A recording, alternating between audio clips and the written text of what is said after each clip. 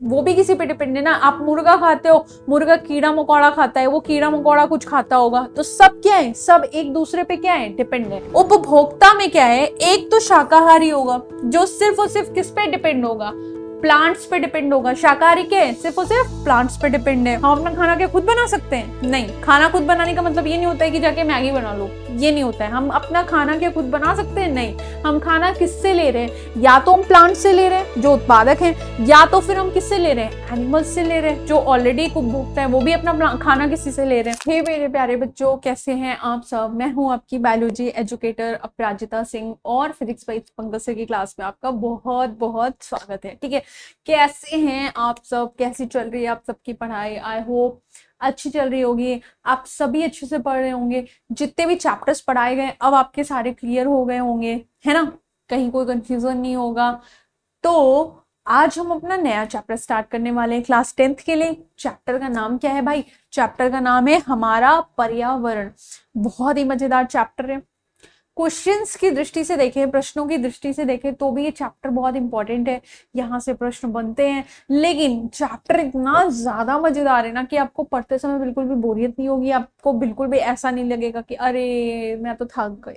ठीक है, ऐसा नहीं लगेगा, अच्छे से आप पढ़ेंगे और बहुत ही मजा आने वाला है। तो स्टार्ट करें, चलिए आ जाइए, स्टार्ट करते हैं अपना चैप्टर। तो देखो भाई, जो चैप्टर बोल रहा है, चैप्टर का नाम ही क्या है, हमारा पर्यावरण। ठीक है, अब देखो ये शब्द तो आपने बहुत बार बहुत जगहों पे सुना होगा, अक्सर आप सुनते रहते हैं कि हम पर्यावरण को प्रदूषित कर रहे हैं, पर्यावरण को बचाओ, है ना, हमारा पर्यावरण दूषित हो रहा है, हम अपने पर्यावरण को कैसे सुधारें। ठीक है, तो ये शब्द आपने बहुत जगह पे सुना होगा। कौन सा शब्द? पर्यावरण। तो पर्यावरण का मतलब क्या है आखिर? किसी को पता है क्या कि आखिर पर्यावरण क्या होता है, क्या मतलब होता है पर्यावरण का? किसी को पता है भाई? तो बताओ मुझे कि क्या होता है, जल्दी बताओ। हाँ राइट, देखो क्या होता है, जैसे अभी मान लो हम यहाँ पे रह रहे हैं, ठीक है, आप जहाँ पे आप वहां पे रह रहे होंगे, तो जब हम अपने अगल बगल देखते हैं तो हमें बहुत सारी चीजें दिखाई देती हैं। हमें बहुत सारे जीव जंतु दिखाई देते हैं, बहुत सारे पेड़ पौधे दिखाई देते हैं, ठीक है, यानी कि बहुत सारी जीवित चीजें दिखाई देती हैं। और इसके अलावा भी हमें बहुत चीजें दिखाई देती हैं, जैसे कि हम जमीन देख रहे हैं, जैसे कि हम आसमान देख रहे हैं, हम वायु देख रहे हैं, ये सारी चीजें, जल देख रहे हैं, ये सारी चीजें भी तो देख रहे हैं ना। तो वो सभी चीजें बेटा जो हमें घेरे रहती हैं, हमें चारों तरफ से घेरे रहती हैं, वही क्या है, वही हमारा पर्यावरण है। ठीक है, तो आओ देख लेते हैं पर्यावरण क्या हो गया भाई। वह सभी चीजें जो हमें घेरे रहती हैं, जो हमारे सराउंडिंग होती हैं, वही हमारे लिए क्या है, पर्यावरण है। ठीक है, वो सारी चीजें, अब आप ये मत बोलना कि मैम बेड और टेबल और घड़ी हमको घेर रखी है, नहीं भाई, ये चीजें हमने बनाई है, ये चीजें नेचर ने नहीं बनाई है, ये चीजें मैंने और आपने बनाई है। राइट, मैंने और आपने, हाँ हमने ये बनाई है, मानव निर्मित है, किसी महापुरुष ने बनाई है। एग्जैक्टली मैंने आपने नहीं बनाई है, पर मानव ने बनाई है। ठीक है, तो देखो, अब सभी जैविक एवं अजैविक घटक शामिल होते हैं, जो भी चीजें हमें घेरे रहती हैं। अब जैविक और अजैविक क्या होता है भाई? देखो मैंने बोला जैसे बहुत सारे जीव जंतु पेड़ पौधे हमें घेरे रहते हैं, तो वो क्या हो गए, वो सजीव हो गए, वो किसमें आए, जैविक। उसी तरीके से जो निर्जीव चीजें हैं वो किसमें आई, अजैविक घटक में आई। ठीक है, अब ये जो जैविक और अजैविक घटक होते हैं भाई, इन्हीं के पारस्परिक मेल से, इन्हीं के आपसी संबंध से क्या बनता है, पारितंत्र बनता है। क्या बनता है, पारितंत्र बनता है। ठीक है, अब चूंकि ये जो जैविक और अजैविक घटक हैं, ये सारे मिलके क्या बना रहे हैं, एक पारितंत्र बना रहे हैं। ठीक है, एक पारितंत्र बना रहे हैं। इस पारितंत्र में हम सभी एक दूसरे पे डिपेंडेंट है भाई, हम सभी एक दूसरे पे डिपेंडेंट है। और बेसिकली किस चीज के लिए, हमारा जो बेसिक नीड है वो क्या है, फूड, खाना है ना भाई, खाने के लिए कमा रहे हैं। ठीक है, खाने के लिए काम कर रहे हैं। तो क्यों, क्योंकि हम बिना खाने के जीवित ही नहीं रह सकते हैं। ठीक है, आप एनिमल्स को देख लो, वो भी खाने पे डिपेंडेंट है। तो खाना ही क्या कर रहा है, एक दूसरे से हमें क्या कर रहा है, जोड़ के रख रहा है ना। तो एक पारितंत्र में, पारितंत्र किससे बना, जो जैविक और अजैविक घटक थे।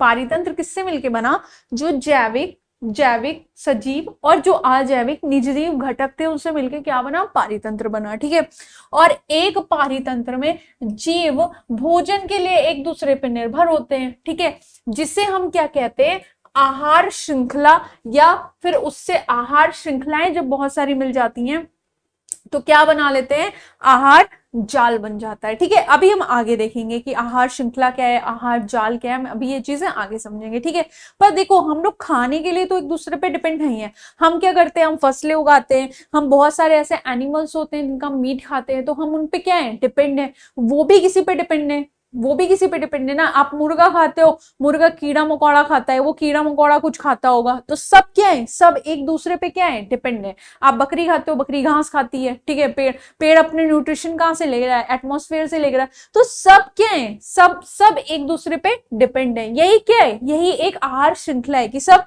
एक से दूसरे पे, दूसरे से तीसरे पे, सब एक दूसरे से क्या है, फूड के लिए एक दूसरे पे डिपेंड है। ठीक है, अब देखो ये बात किसी से छुपी नहीं है भाई कि मनुष्य की गतिविधियों के कारण हमारे पर्यावरण में गिरावट आ रही है। ठीक है, क्योंकि पर्यावरण का एक नियम होता है, जो पर्यावरण होता है वो अपने आप को खुद से क्या करता है, ये अर्थ, ये नेचर अपने आप को खुद से बैलेंस करता है। वो खुद हर चीज इस हिसाब से बनाया है कि हमारा जो इकोसिस्टम है वो डिस्टर्ब ना हो। ठीक है, वो चलता रहे। लेकिन हम क्या कर रहे हैं, हम उसको बुरी तरीके से डिस्टर्ब कर रहे हैं। हमने सारे जंगल काट दिए। अब जंगल काट दिए तो क्या हुआ, एक तो जंगल कट गए, बहुत सारे एनिमल्स थे जिनके घर छिन गए। ठीक है, अब जमीन मृदा अपरदन हो रहा है, बारिश हो रही है तो मिट्टी को होल्ड नहीं हो पा रहा, बह रही है, जमीन की उपजाऊपन खत्म हो रहा है। ठीक है, पेड़ काट दिए, गर्मी ज्यादा पड़ रही है, ग्लोबल वार्मिंग बढ़ रही है। तो हम क्या कर रहे हैं, हम एक तरीके से क्या कर रहे हैं, हम पर्यावरण को डिस्टर्ब कर रहे हैं बहुत तरीके से। कैसे डिस्टर्ब कर रहे हैं, क्या क्या समस्याएं आ रही हैं, देखो जैसे ओजोन लेयर। अभी आपको शायद पता ना हो कि ओजोन लेयर क्या होता है, इसके बारे में भी हम बात करेंगे। ओजोन लेयर एक प्रोटेक्टिव लेयर है जो हमें यूवी रेस से बचाती है।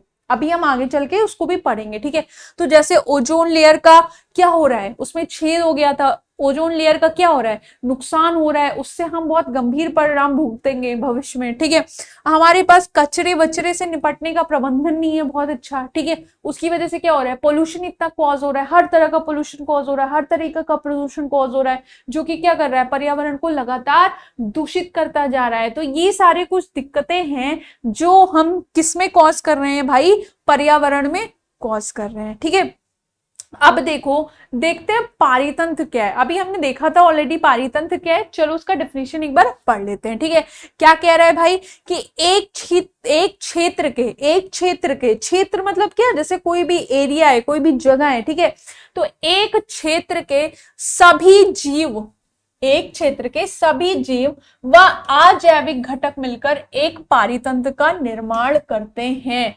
कोई भी एरिया है तो उस एरिया में जितने भी जीव रह रहे हैं बेटा, और वो सभी अजैविक घटक, वो सभी अजैविक घटक भी जो उसके इर्द गिर्द उसको बनाने में क्या कर रहे हैं, मदद कर रहे हैं, वही क्या कहलाता है, पारितंत्र का निर्माण करते हैं। यानी एक क्षेत्र के सभी जीव व अजैविक घटक, सीधे सीधे आप सभी जीव की जगह जैविक भी बोल सकते हो कि एक क्षेत्र के सभी जैविक व अजैविक घटक मिलकर एक पारितंत्र का निर्माण करते हैं।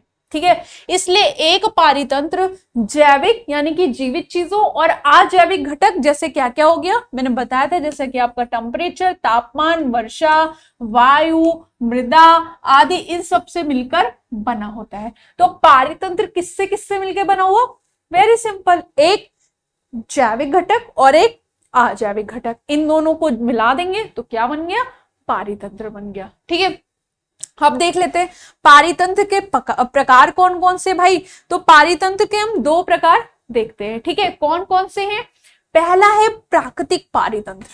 प्राकृतिक है तो कैसा होगा, नेचुरल होगा, ऑलरेडी प्रकृति में विद्यमान होगा, उसको हमने नहीं बनाया होगा, उसको किसने बनाया होगा, प्रकृति ने, नेचर ने बनाया होगा। ठीक है, तो प्राकृतिक पारितंत्र को देख लेते हैं कि वह पारितंत्र जो प्रकृति में विद्यमान है, जैसे जंगल, सागर, झील, ये सब क्या है, ये सब क्या है, ये सब प्राकृतिक पारितंत्र है। प्राकृतिक पारितंत्र है जो कि हमने नहीं बनाया, जो कि किसने बनाया है, प्रकृति ने बनाया है। ठीक है, सागर हो गया, झील हो गया, जंगल हो गया, सब क्या है, प्राकृतिक पारितंत्र है।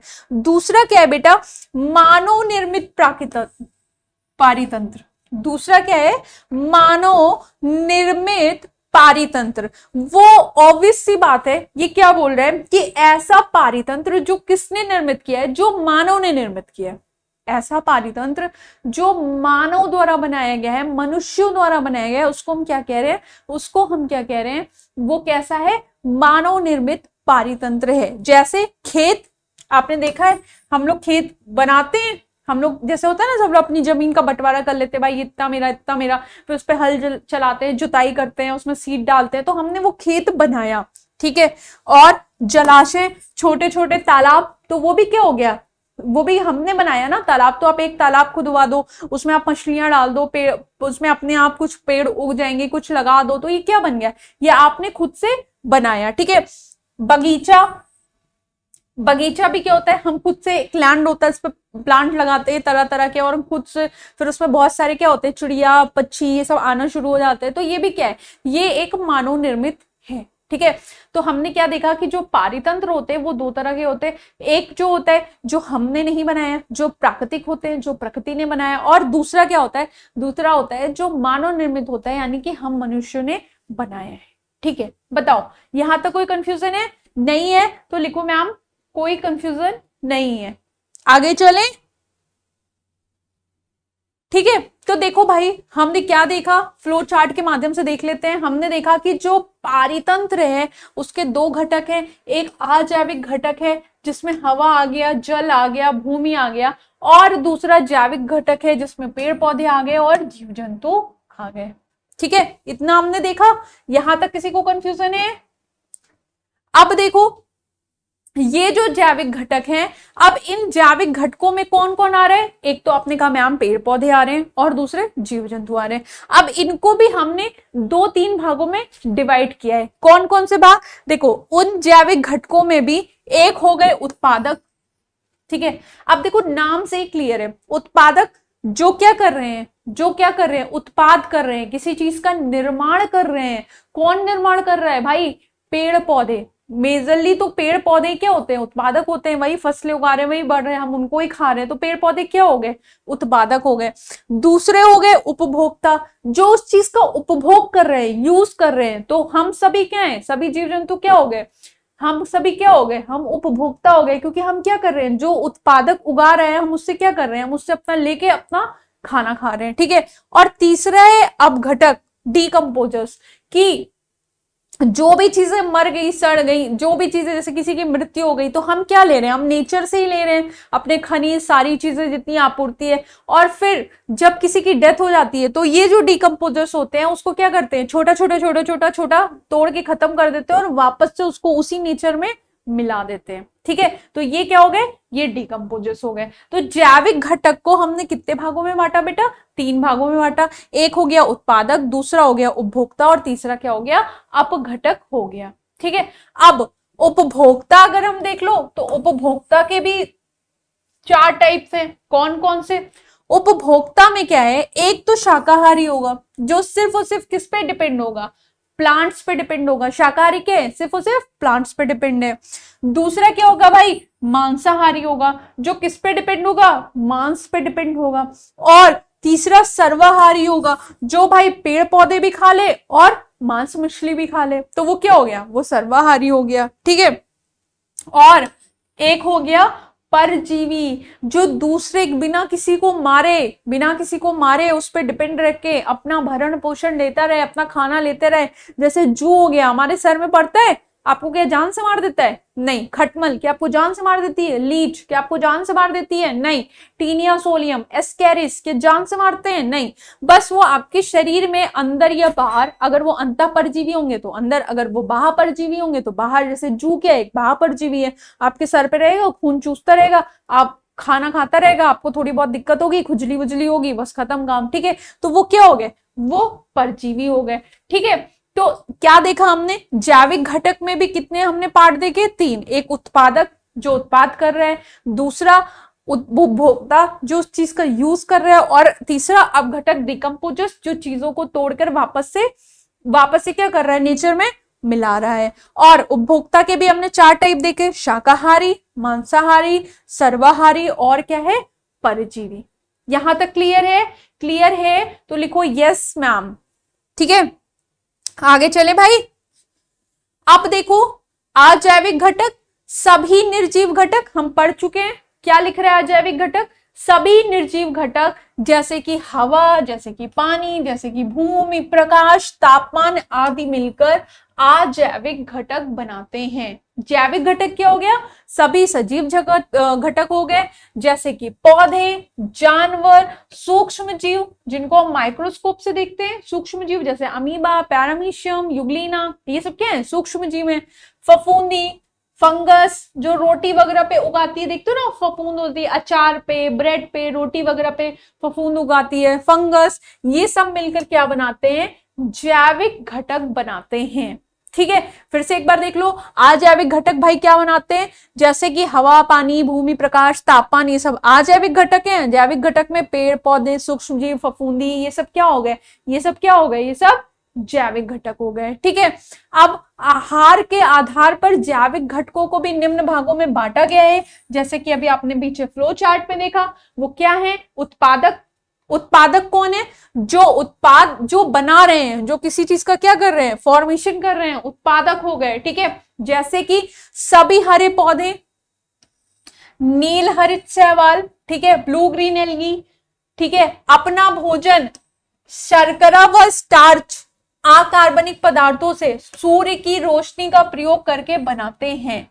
तो ये क्या हो गए, आपने एक प्रोसेस पढ़ा होगा, वो प्रोसेस क्या है, प्रकाश संश्लेषण, पढ़ा है कि नहीं, फोटोसिंथेसिस।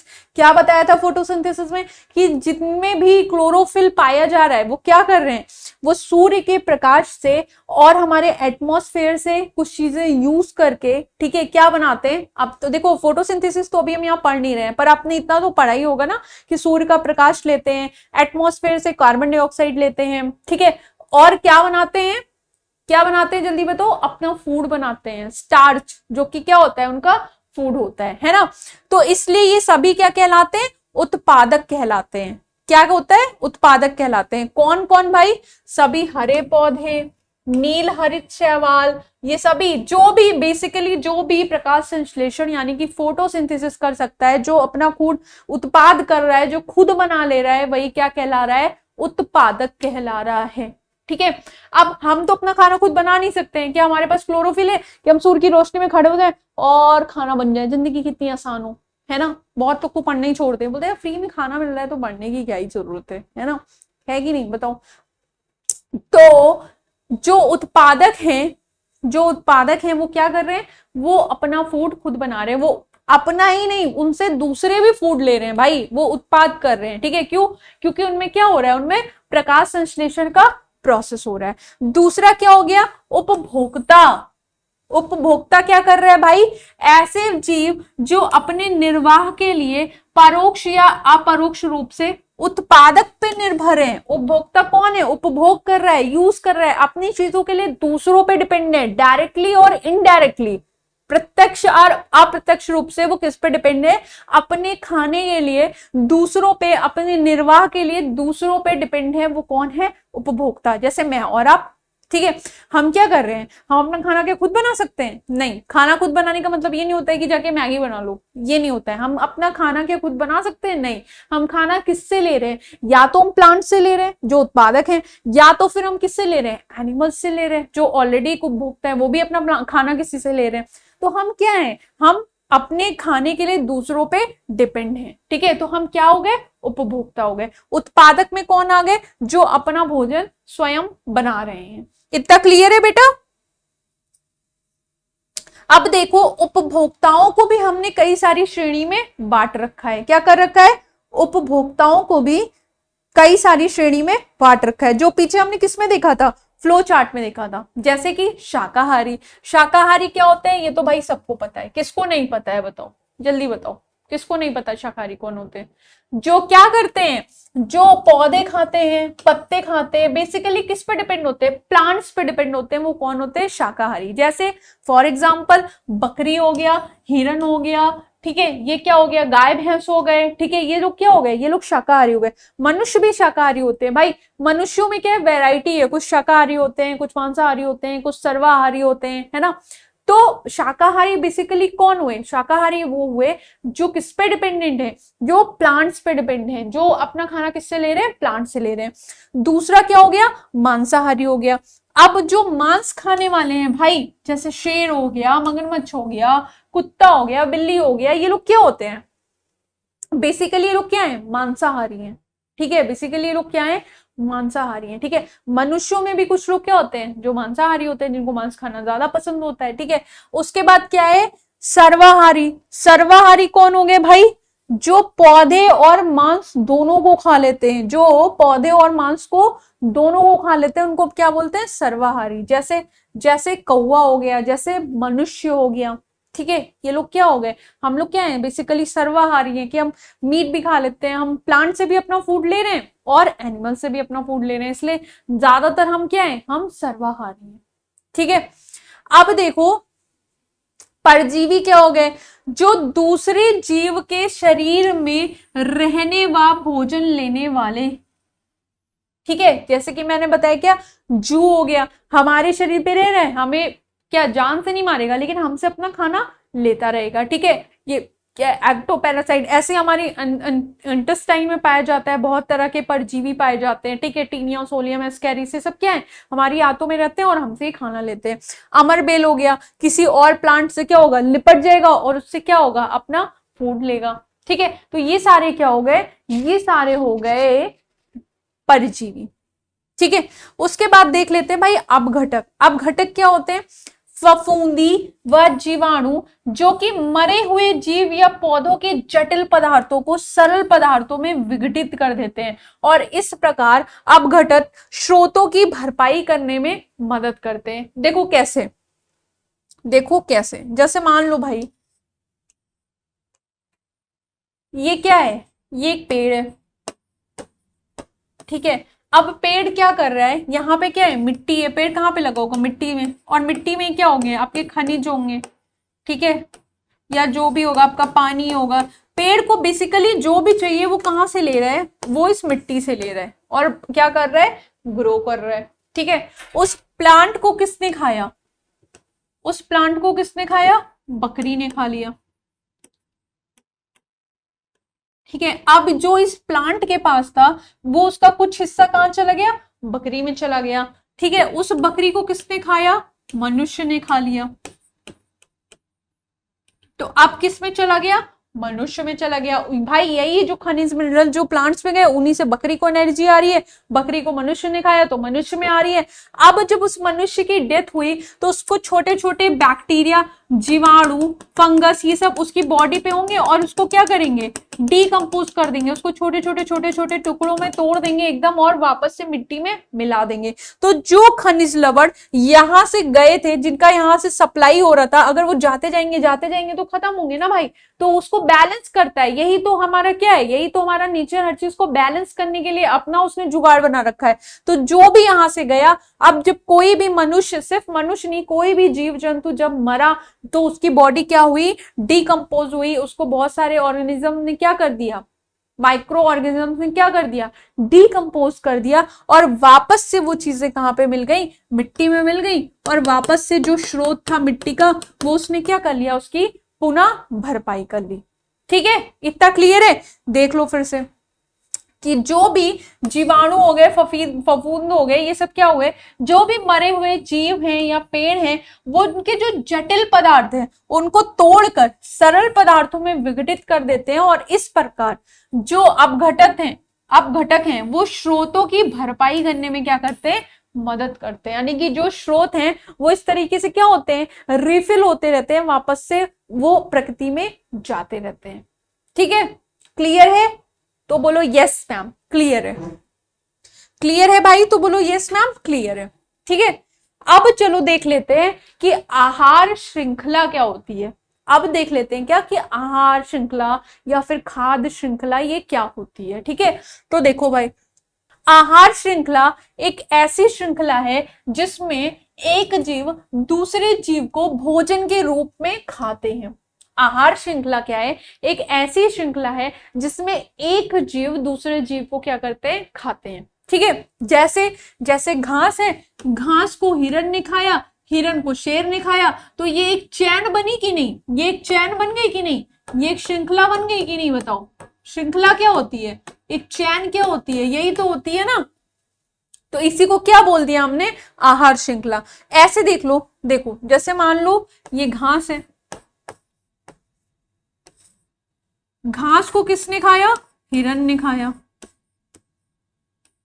हिरन को किसने खाया? मनुष्य ने खाया। तो ये क्या हो गया? ये एक चैन बन गई ना, एक के बाद दूसरा, दूसरे के बाद तीसरा, तो ये क्या बन गई? ये एक श्रृंखला बन गई।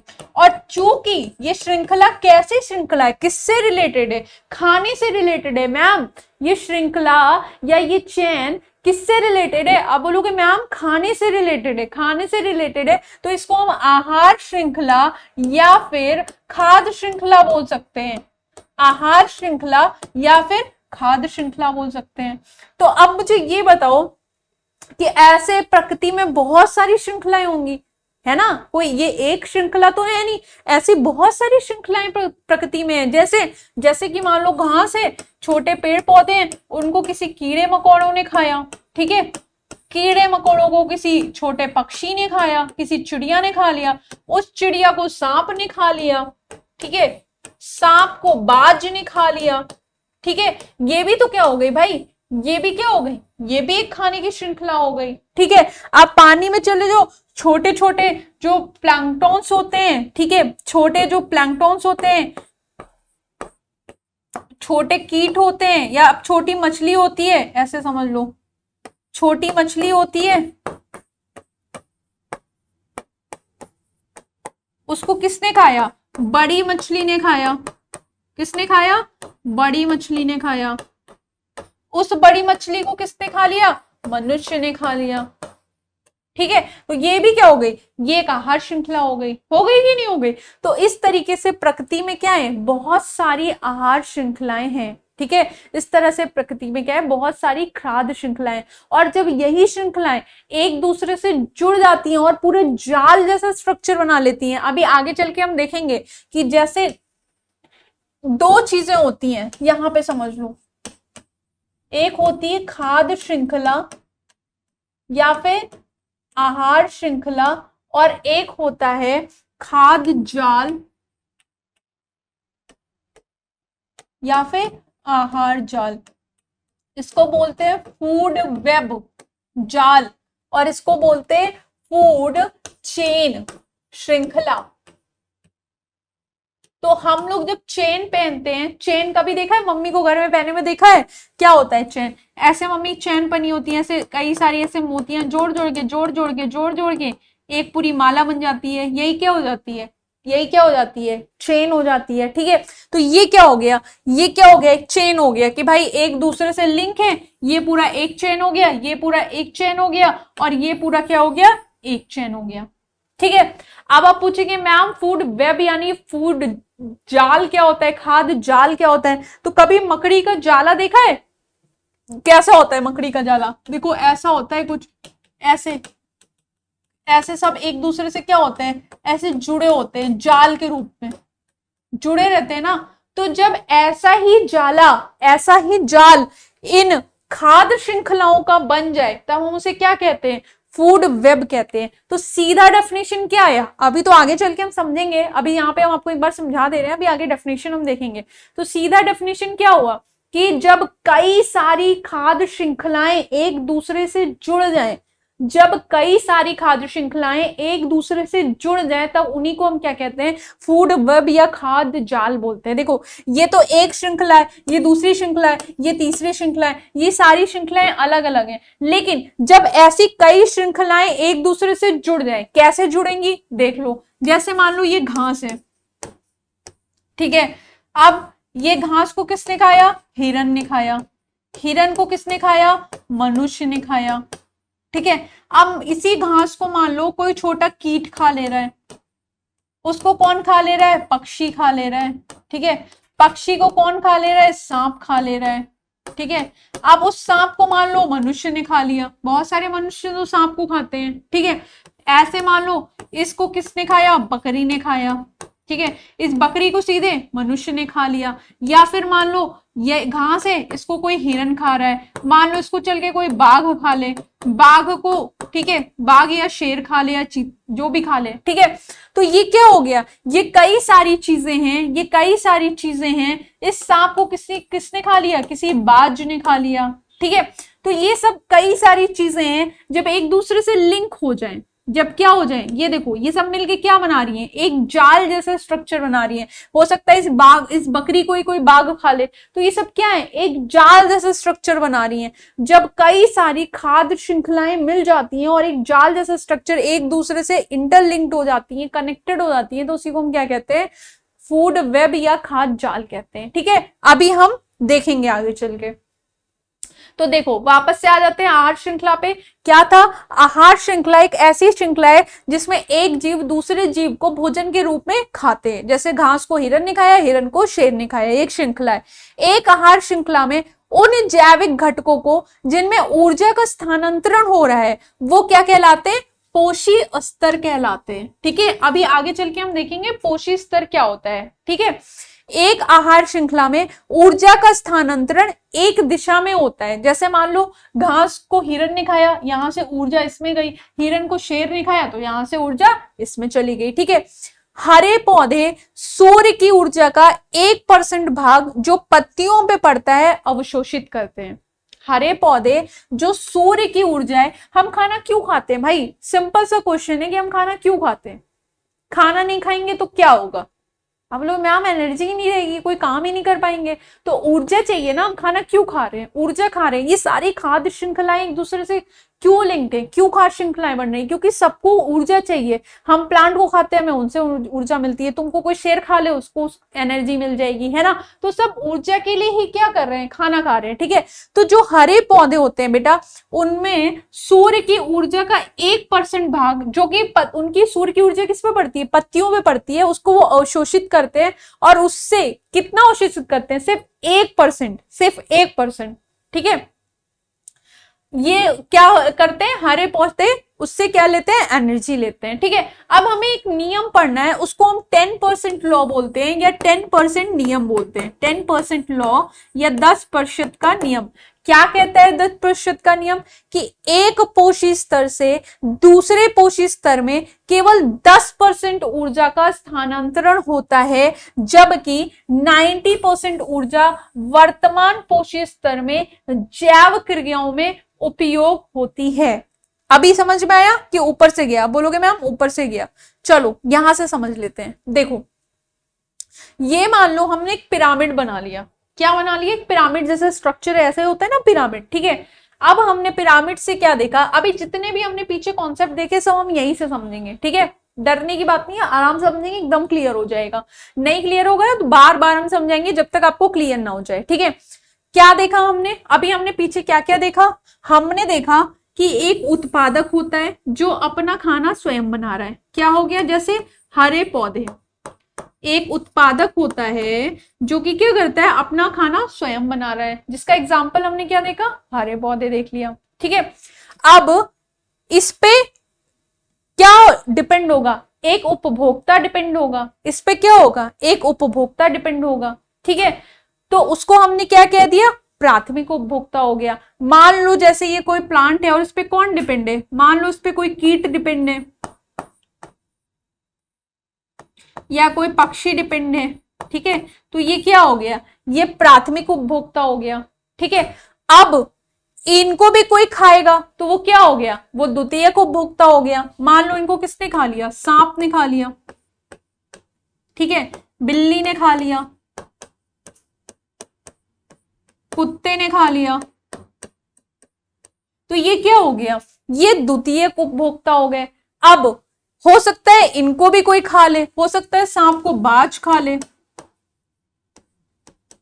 ठीक है, या फिर ये इनको बिल्ली कुत्ते या यहाँ पे कुछ और हो जाए, बकरी हो जाए, उसको शेर खा ले, तो ये क्या हो गया, ये तृतीयक उपभोक्ता हो गए, है ना। समझ रहे हो कि नहीं, एक उत्पादक है उस पे जो डिपेंड है वो प्राइमरी उपभोक्ता हो गया, फिर उस पे जो डिपेंड है वो द्वितीयक उपभोक्ता हो गया, फिर उस पे जो डिपेंडेंट है वो क्या हो गया, तृतीयक उपभोक्ता हो गया। इनका बदल सकता है, हो सकता है कि डायरेक्टली यहां से क्या हो, बकरी खा ले, और बकरी को डायरेक्टली कौन खा ले, मनुष्य खा ले। तो मनुष्य क्या होता है, तृतीयक उपभोक्ता में भी आ सकता है, द्वितीयक उपभोक्ता में भी आ सकता है। ये जो क्रम है बेसिकली वो क्या होता है, बदल सकता है। ठीक है, अब देखो जो हमने पीछे दो टर्म्स पढ़े थे वो क्या पढ़े थे, एक था पोषी स्तर।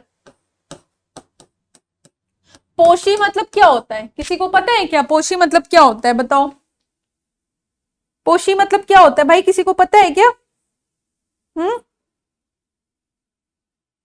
बताओ, किसी को पता है पोषी मतलब? जो पोषी मतलब पोषण, न्यूट्रिशन, पोषी। ठीक है, तो देखो पोषी स्तर क्या है, ये एक पोषी स्तर हो गया जो उत्पादक है, क्योंकि ये भी क्या कह रहा है, ये भी भाई पोषण तो दे रहा है ना।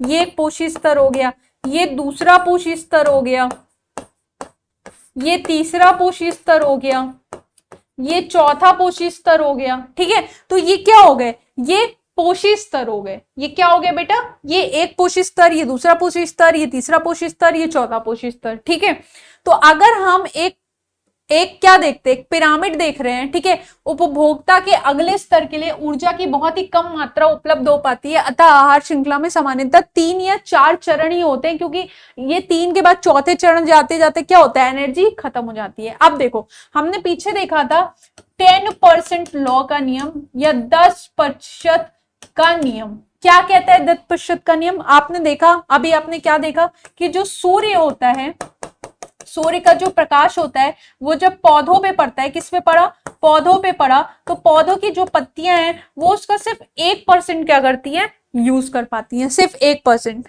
ठीक है, अब मान लो ये पौधे हैं, मान लो यहाँ पे पौधे हैं, ये उत्पादक हैं, ये पौधे हैं, और इनके पास 100% अपनी एनर्जी है। ठीक है, 100% अपनी क्या है, एनर्जी। इन्होंने जो सूर्य से 1% ही लिया, उसमें इतना ज्यादा होता है, इनके लिए क्या होता है, उससे ज्यादा वो ले ही नहीं पाते। तो मान लो अगर ये पौधे हैं, इनके पास ये 100% क्या है, 100% क्या है, एनर्जी है, कितनी है, 1000 किलो जूल। तो इसमें से 100 में से ये 90% खुद यूज कर लेंगे, 90% ये खुद यूज कर लेंगे भाई अपने कामों में। ठीक है, आप कमा रहे हो तो आप क्या करोगे, आप 90% ज्यादा पैसा अपने ऊपर खर्च करोगे ना, कि दूसरों पे खर्च करोगे, अपने पे खर्च करोगे। तो वो क्या करते हैं, वो अपना 90% क्या करते हैं, खुद यूज कर लेते हैं। अब इनको जो खा रहा है, जो प्राथमिक उपभोक्ता होगा, वो 90% तो उन्होंने यूज कर लिया, कितना बचा, 10%। तो जो इनका 10% था वो सिर्फ किसमें गया, प्राथमिक उपभोक्ता में। अब इसको अगर मान लो द्वितीयक उपभोक्ता ने खाया, तो अब इस द्वितीयक उपभोक्ता में जो इसके पास जो बचा, ऑलरेडी इसका 10% इसमें गया, तो कितना हुआ, 100 किलो जूल। अब जो द्वितीयक उपभोक्ता है उसको इसका भी 10% मिलेगा और कम हो जाएगा, तो इसके पास कितना बच गया, 100 किलो जूल। फिर तृतीयक वाले में इसका भी कम जाएगा, तो कितना हो गया, 10 किलो जूल। और फिर सबसे लास्ट में कितना बचेगा, सबसे आखिरी तृतीयक या चतुर्थ जो होगा उसके पास कितनी एनर्जी जाएगी, 1%। कम होती जा रही है ना, ऐसे समझो। जैसे मान लो ये एक है, ये प्लांट है, इसके पास अपना पूरा 100% है। ठीक है, इसने 90% यूज कर लिया, 90% एनर्जी खुद यूज कर लिया, सिर्फ 10% बची है। इसको आया ये खाने, अब ये 10% इसको लेके यहाँ पे चला गया, सिर्फ 10% इसके पास। अब इसको आया खाने ये, अब ये इसका भी 10% सिर्फ इसमें जाएगा, बाकी 90% ये भी अपना यूज कर लेगा। मतलब ये भी 90% जो इसके पास अपना 10% लाया, उसमें भी 90% यूज कर लेगा, सिर्फ 10 इसमें भेजेगा। यहाँ भी 90% यूज कर लेगा, 10% इसमें भेजेगा, तो यहाँ पे 10% बचा। तो ऐसे कम होते होते होते होते जो सबसे लास्ट का बचेगा भाई, उसके पास तो कुछ बचेगा ही नहीं ना। तो इसीलिए तृतीयक या चतुर्थ के बाद और उपभोक्ता नहीं होते हैं। क्या नहीं होते, उपभोक्ता नहीं होते, क्योंकि उपभोक्ता के अगले स्तर के लिए ऊर्जा की बहुत ही कम मात्रा उपलब्ध हो पाती है। अतः आहार श्रृंखला में सामान्यतः क्या होते हैं, 3 अथवा 4 चरण ही होते हैं, क्योंकि उसमें क्या होता है, एनर्जी खत्म हो जाती है। तो क्या कहती है, तो ये क्या कह रही है, 10% नियम क्या कह रहा है कि एक पोषी स्तर से दूसरे पोषी स्तर में केवल 10% ऊर्जा का ही स्थानांतरण हो रहा है, जबकि 90% ऊर्जा वर्तमान पोषी स्तर में जैव क्रियाओं में वो अपनी जो जैव क्रियाएं करते हैं, अपना जो जीवन यापन होते हैं, वो उसमें 90% का खुद का क्या कर लेते हैं, यूज कर लेते हैं। एक बार फिर से समझ लो, देखो जैसे ये प्लांट है मान लो भाई, ठीक है, इसके पास 100% अभी है एनर्जी, ठीक है, इसने अपना 90% यूज कर लिया, 10% इसने क्या किया, ट्रांसफर किया। ठीक है। अब ये मान लो किसने खाया, एक हिरन ने खा लिया। अब ये जो हिरन है ये इसमें का भी, ये जो 10% है इसमें का भी क्या करेगा, जो भी इसके पास एनर्जी आई इसका 90% यूज करेगा और ये भी आगे 10% ही देगा, तो कम हो गई। ठीक है, कम हो गई ना। अब मान लो इसको मनुष्य ने खाया, अब इसको किसने खाया, मनुष्य ने खाया। अब ये मनुष्य के पास भी जो आई वो इसका भी 10% आई, यानी हर एक पोषण स्तर में वो 90% एनर्जी का खुद यूज करेंगे और सिर्फ 10% एनर्जी क्या करेंगे, अगले पोषी स्तर पे ट्रांसफर करेंगे। इसलिए ऊपर जाते जाते क्या होगा, वो कम होता जाएगा। क्योंकि क्या हो रहा है, कम होता जा रहा है, क्योंकि ये अपना 90% यूज कर रहे हैं, सिर्फ 10% ट्रांसफर कर रहे हैं। ये इसका 90 यूज करेंगे फिर 10% ट्रांसफर करेंगे। तो ये लॉ जो होता है वो यही कहता है कि सिर्फ 10% एनर्जी ही एक पोषक स्तर से दूसरे पोषक स्तर में क्या होता है, ट्रांसफर होता है। बताओ क्लियर है, क्लियर है तो लिखो यस मैम क्लियर है, क्लियर है तो लिखो द यस मैम क्लियर है। स्क्रीनशॉट ले लो भाई, हम हट जाते हैं, स्क्रीनशॉट ले लो।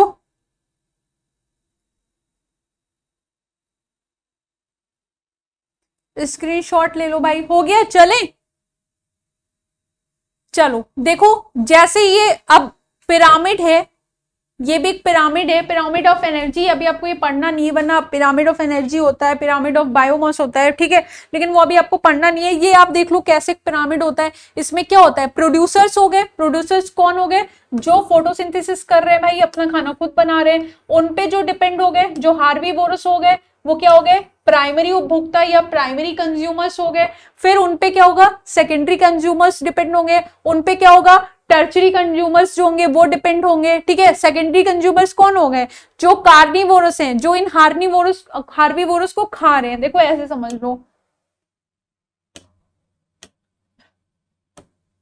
ऐसे समझ लो भाई। देखो ये क्या हो गए, उत्पादक हो गए, सबसे नीचे क्या हो गए, उत्पादक हो गए। उत्पादक कौन हुए बेटा, आप बोलोगे मैम वो हुए जो फोटोसिंथेसिस कर रहे हैं, जो प्रकाश संश्लेषण कर रहे हैं, अपना खाना खुद बना रहे हैं। ठीक है, अब इनको कौन खाएगा, जो प्राथमिक उपभोक्ता होगा।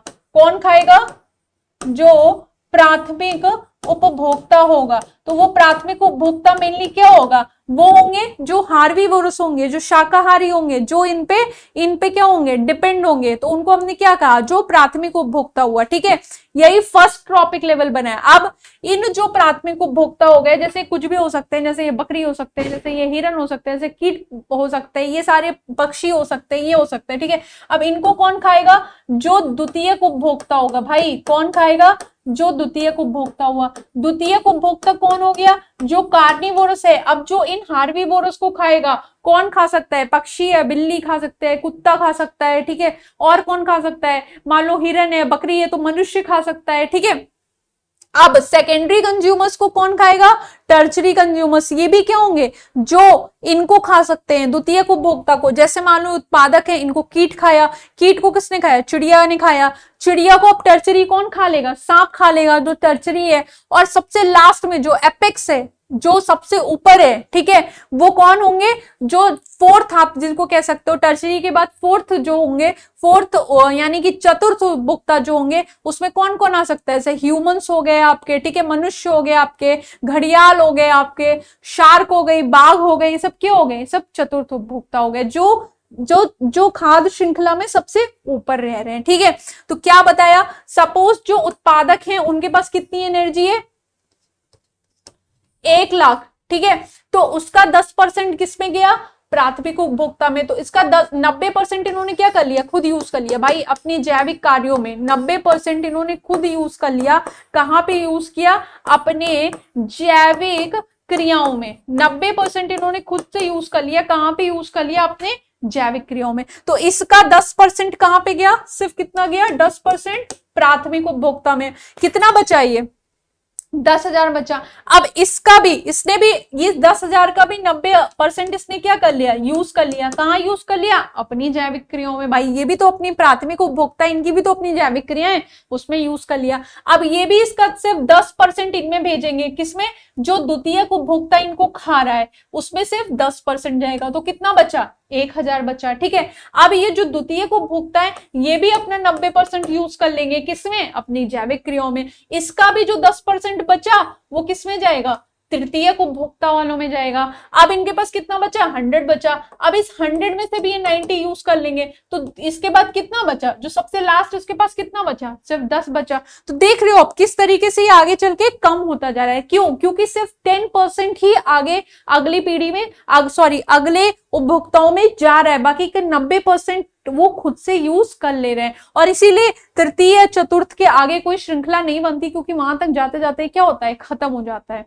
ठीक है, ये खत्म हो जाता है। तो यही क्या है, यही क्या है, 10% का नियम या 10% लॉ है। समझ गए। अब देखो जैव संवर्धन क्या होता है भाई, आहार श्रृंखला में हानिकारक रसायनों की मात्रा में एक पोषी स्तर से दूसरे पोषी स्तर में जाने पर वृद्धि होती है, इसे जैव संवर्धन कहते हैं। ऐसे रसायनों की सबसे अधिक मात्रा मानव शरीर में होती है। ठीक है, क्या होता है जैव संवर्धन, जैसे मान लो आपके पास कोई खेत है, ठीक है, आपने यहाँ पे कुछ प्लांट लगाए हैं।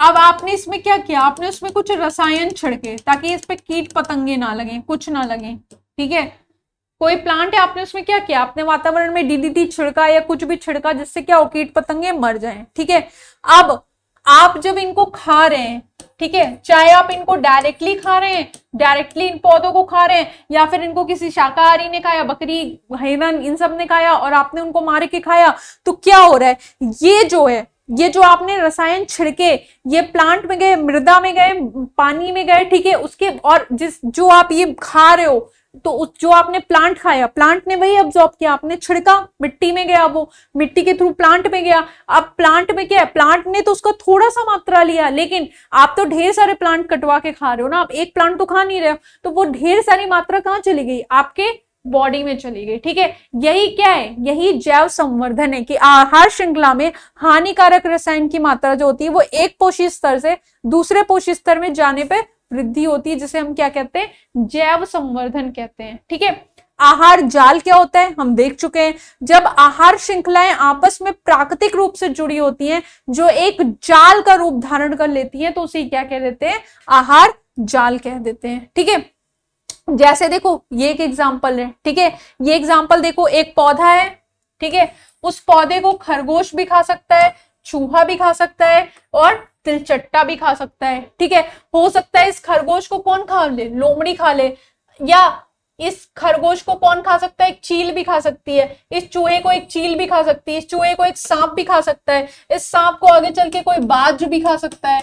ठीक है, अब हो सकता है कि पौधे को तिलचट्टे ने खाया हो, तिलचट्टे को मेढक ने खा लिया हो, इस मेढक को फिर सांप ने खा लिया हो। तो देखो सब एक दूसरे से क्या है, लिंक है, कई सारी आहार श्रृंखलाएं एक दूसरे से जुड़ी हुई हैं और एक जाल जैसा स्ट्रक्चर बना रही हैं।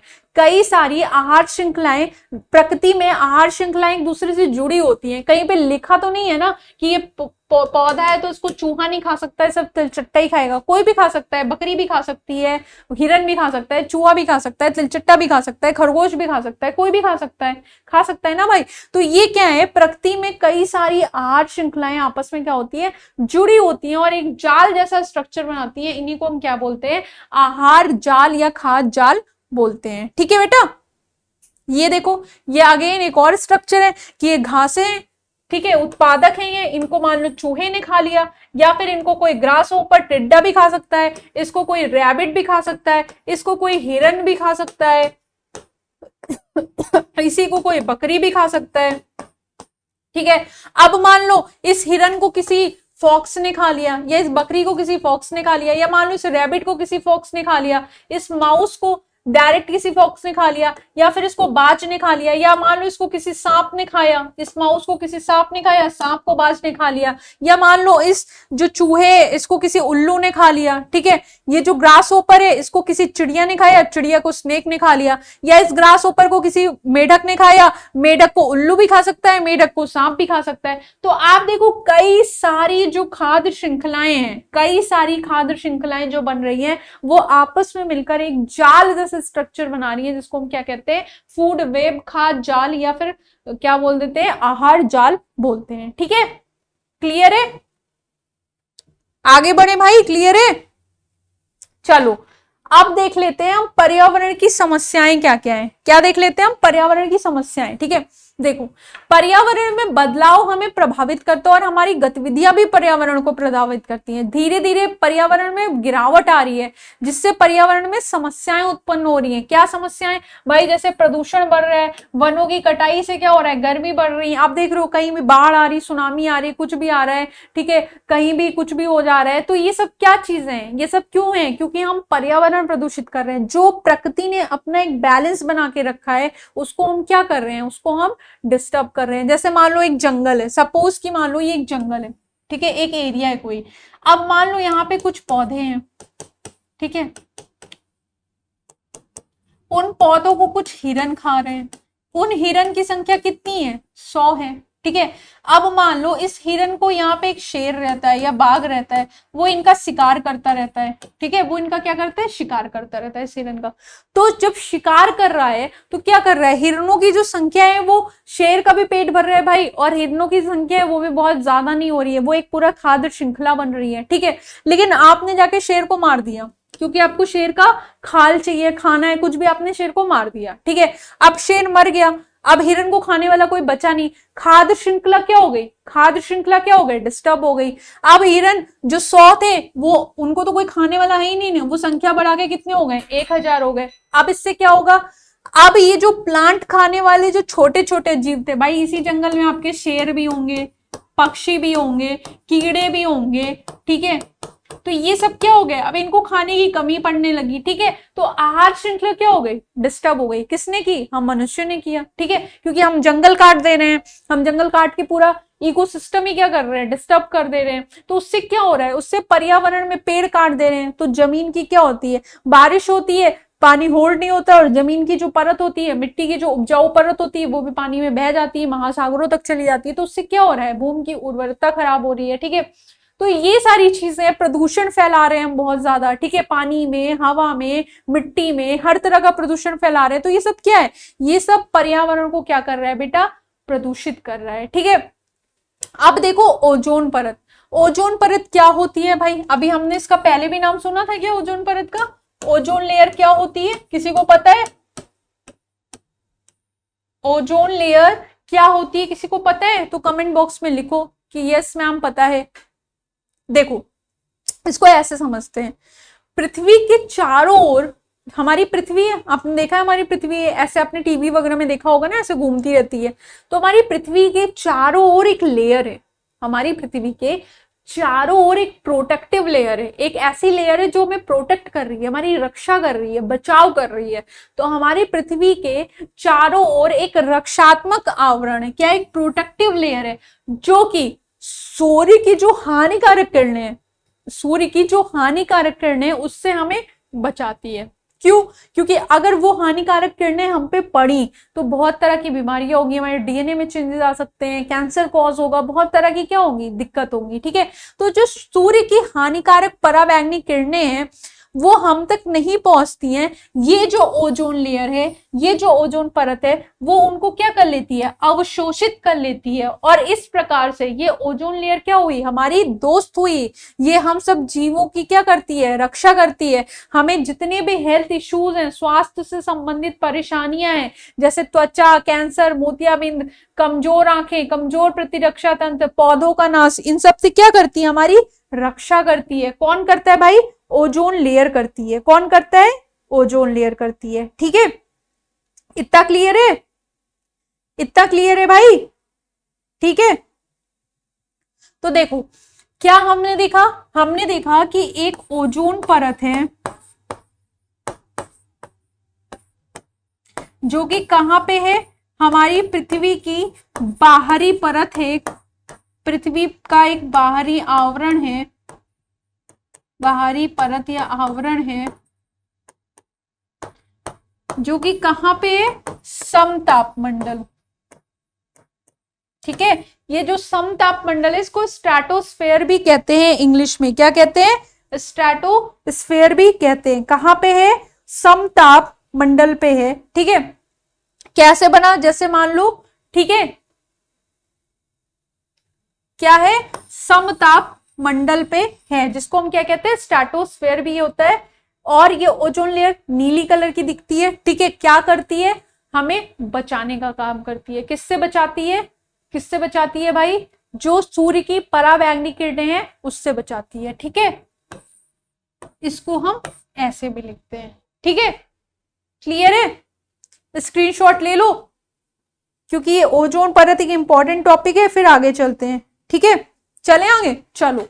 तो क्या हमने देखा अभी तक, हमने क्या समझा, आप बोलेंगे मैम हमने समझा कि पृथ्वी के बाहर एक आवरण है, एक लेयर है जिसको ओजोन लेयर कह रहे हैं, जो कहाँ पे है, जो समताप मंडल में है। जैसे पृथ्वी के बाहर ये हमारा अर्थ है, अगर आप इस डायग्राम से देखो भाई, ये हमारा अर्थ है, ये हमारा क्या है, ये अर्थ है। ठीक है, यहाँ पे देखो आपको एक एरिया दिख रहा है जिसको हम ट्रोपोस्फेयर कह रहे हैं। ठीक है, यहाँ पे एक एरिया दिख रहा है जिसको स्ट्रेटोस्फेयर कह रहे हैं। ठीक है, तो ऐसे पृथ्वी के बाहर कुछ कुछ भाग है जिनको हम डिवाइड कर रखे हैं। इसके बाद भी ये थर्मोस्फेयर, फिर एक्सोस्फेयर, सबसे आउटर लेयर होता है, उससे अभी हमें इतना मतलब नहीं है। हमें क्या समझना है कि ये जो ओजोन लेयर है कहाँ पे है, ये जो समताप मंडल है, स्ट्रेटोस्फेयर है, यहाँ पे है। ये दिख रहा है आपको, ये वाला लाइन पूरा, ये देखो, ये तो पृथ्वी के बाहर एक आवरण है, पृथ्वी के बाहर समताप मंडल के पास एक आवरण है जिसको हम ओजोन लेयर कह रहे हैं, ओजोन परत कह रहे हैं। और ये ओजोन परत क्या कर रही है,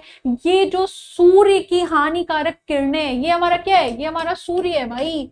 और सूर्य से क्या है, जो भी हानिकारक किरणें, यूवी रेज निकल रही है, UV B, UV A, UV C, जो भी ये यूवी किरणें निकल रही है, जो भी ये खतरनाक यूवी किरणें निकल रही है, ये क्या कर रही है, जो अर्थ तक पहुंच के हमको तरह तरह की डिजीज दे सकती है, हमारा तरह तरह का नुकसान करा सकती हैं। तो ये ओजोन लेयर इनको वापस यहीं से वापस भेज देती कि जा भाई तू पृथ्वी पे मत आ। ठीक है, ये ओजोन लेयर क्या कर रही है, हमारा बचाव कर रही है, हमारी सुरक्षा कर रही है, ये इन यूवी रेस को वापस भेज देती है।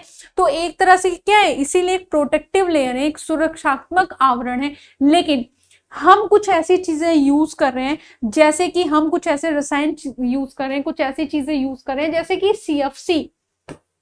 सीएफसी क्या होता है भाई, क्लोरो, इसका फुल फॉर्म हम बता रहे हैं, क्लोरो फ्लोरो कार्बन।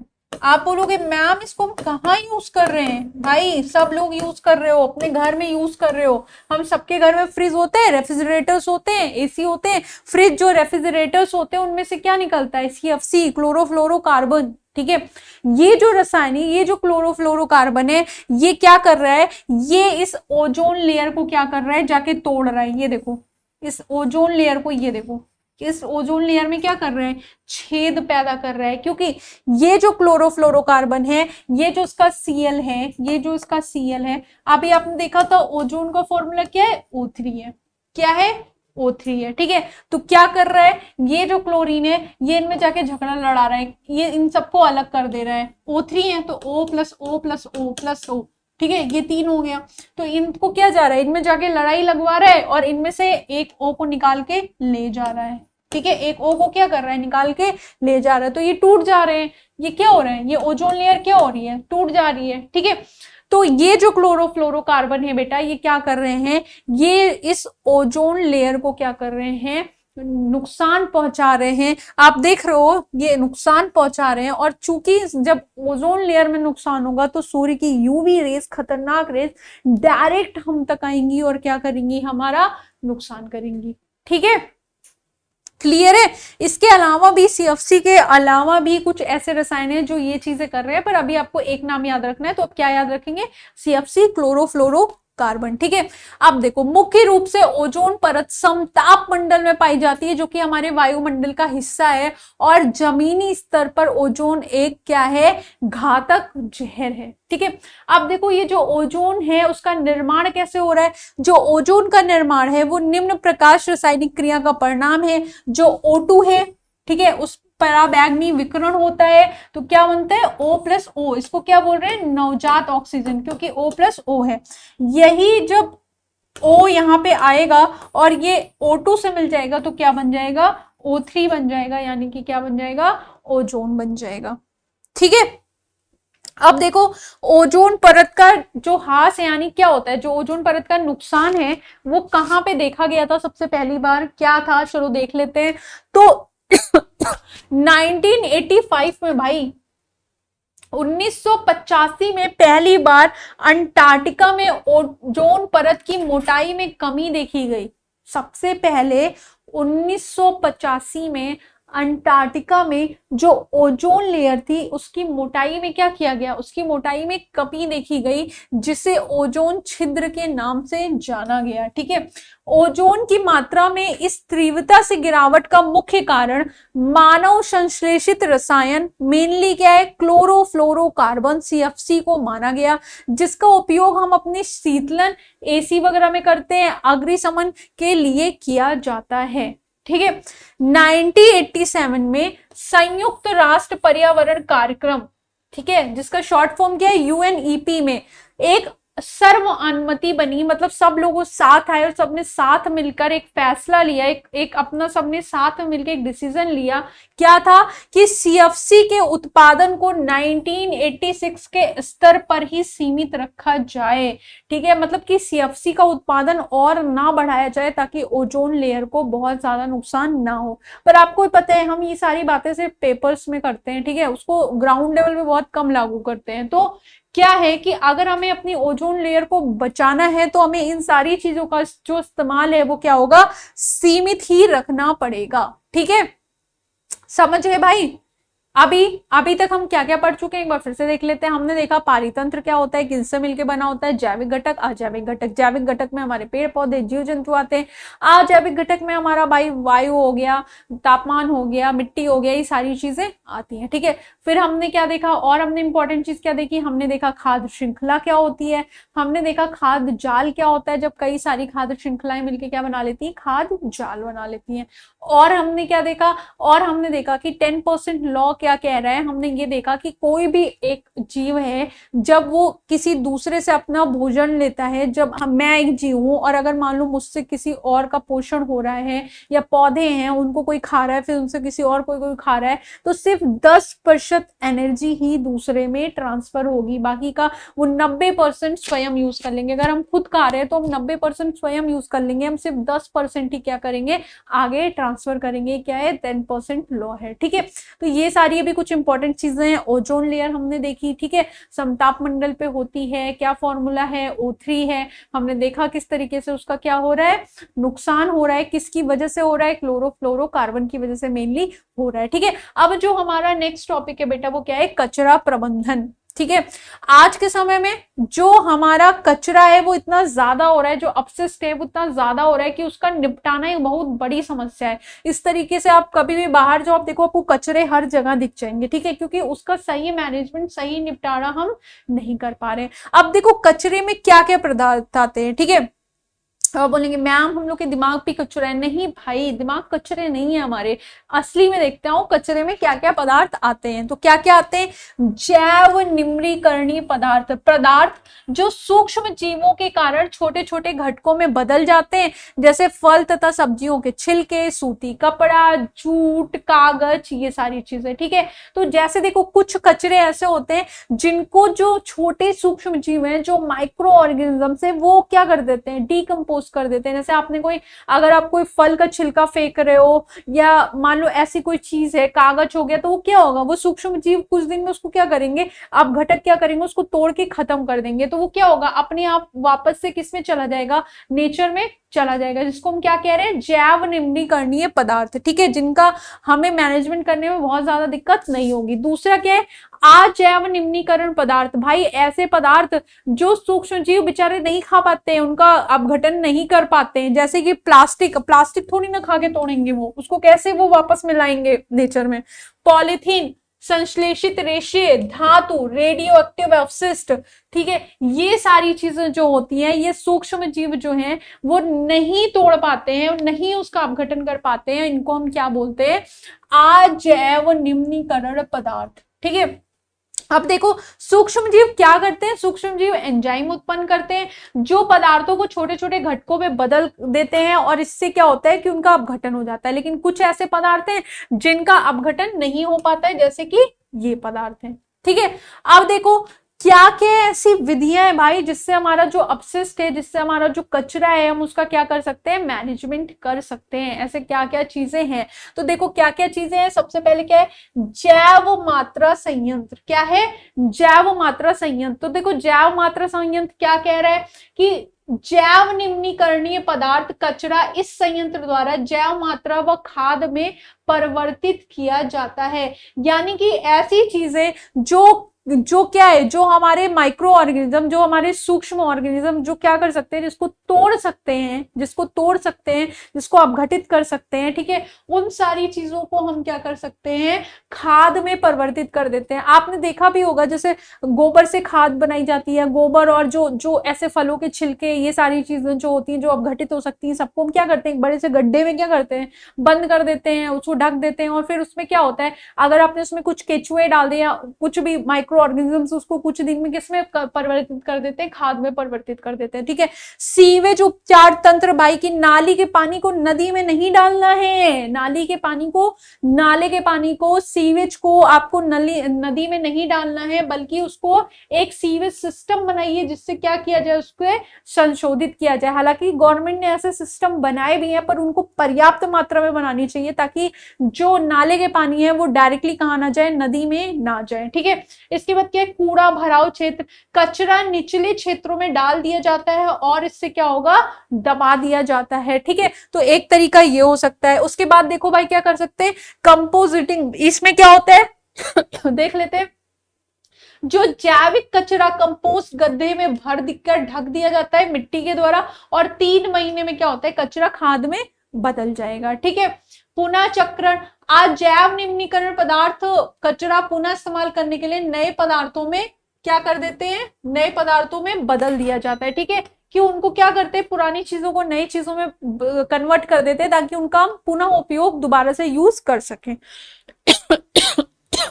पुनः उपयोग यह एक पारंपरिक तरीका जिसमें एक वस्तु का पुनः इस्तेमाल किया जाता है। जैसे कि आपके यहाँ न्यूज़पेपर आता है, आप देखते हैं, फिर वो न्यूज़पेपर कबाड़ी वाला ले जाता है, उससे लिफाफे बन जाते हैं, फिर उन लिफाफों में सामान जाता है, उसको लोग यूज करते हैं। आप प्लास्टिक की बॉटल्स खरीद के लाते हैं, ठीक है, या कुछ करते हैं, तो आप उसमें आपने कोल्ड ड्रिंक पी, फिर उन बॉटल्स का आपने पानी भर के यूज कर लिया, या आपने उसको कुछ काट के कुछ डेकोरेटिव आइटम्स बना लिया। तो इस तरीके से आप क्या इन सारी चीजों का पुनः यूज भी कर सकते हैं। ठीक है, तो देखो यहाँ पे आपका ये चैप्टर पूरा खत्म होता है। उम्मीद है आपको सारे पॉइंट्स अच्छे से क्लियर होंगे और आपको ये चैप्टर पढ़ने में बहुत मजा आया होगा। आपके सारे जितने भी डाउट हैं वो सारे क्लियर हो गए होंगे। ठीक है, तो अच्छे से चैप्टर पढ़िए। अगर कोई प्रॉब्लम है तो कमेंट बॉक्स में बताइए। अगर आपको अच्छा लगा तो लाइक दीजिए और मुझे बताइए कि हाँ मैम हमें चैप्टर समझ में आया। वीडियोस को ज्यादा से ज्यादा शेयर करिए बेटा। ठीक है, और अब मिलेंगे। ठीक है, अच्छे से पढ़िए, फिर मिलेंगे। अपना ध्यान रखिए, अच्छे से अपनी तैयारी करिए। Thank you so much.